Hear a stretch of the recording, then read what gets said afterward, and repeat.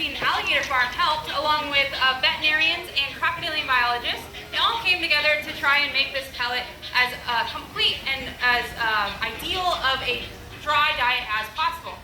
And as you can tell, the alligators really like it, which is great because it's very healthy for them. But variety is the spice of life, so I also have some prey items. Let's see what I got. Ooh, the next thing on the menu is going to be this nice juicy rat. Throw one over here. Ooh, yeah, not very good. I know. I don't think it looks very yummy. The alligators disagree. They love rats. Okay, let's see who's done with their pellet and wants to start us off. Hi, Wally. You looked excited. Wally. Rejected. Okay, let's keep moving on. Hi, Scoop. Scoop is one of our best jumpers. Let's see if he wants to start us off. You got to get out from under the platform there, buddy. Wow! Oh my goodness, that did not disappoint. That was an awesome jump, Scoop. So he does that with such ease and athleticism, and that is thanks to his very powerful tail. These animals have 200 pounds of laterally compressed muscle in their tails, and they use them to propel their bodies through the water. So as they're swimming, they're using their tail. There's a great example over to my left. They're using their tail in order to propel, and then they can do that in order to propel their body straight up and out of the water, just like Scoop demonstrated. Now that is not just for alligators that are eating rats off a platform. That is something they use in the wild to get food, especially when there are birds hanging out in low-hanging branches over water. They can jump up and grab onto those birds. All right, I got a lot of rats and a lot of alligators. We'll keep on moving. Hello, Goose. Would you like the next rat? Goose? Rejected again. Rejection hurts, guys. Come on. Who wants this next rat? Hi, Pluto. Pluto. Hi, buddy. Yeah, there we go. Got his attention. He looks excited. What do you think, Pluto?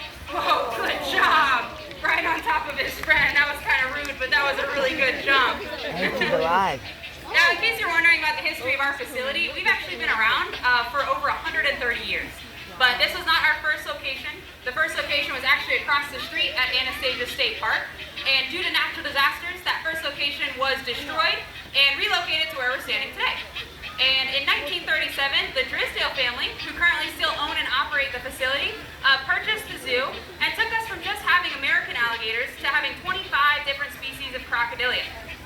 And by coming to visit, you are helping with a lot of important conservation programs with threatened and endangered crocodilian, along with other reptiles and some really cool species of birds and mammals. So I'd be happy to answer any questions you have about our conservation efforts after the show, if you have them. But we're going to keep on moving. I actually have a couple alligators out on land, so a lot of people ask me how alligators can sit so still. It can be confusing looking at these animals. How do they sit so still? Are they statues? Those are questions that we get really commonly. But these animals are ambush predators. They are opportunistic. So let's see how ready these alligators on this side are ready for an opportunity. Oh, that was beautiful. Not too ready. So he did react. That was a really good throw, actually. Sometimes I don't have good throws, but there you go. Good job. Big mouthful of sand because he didn't catch it. So he was ready for a potential prey opportunity.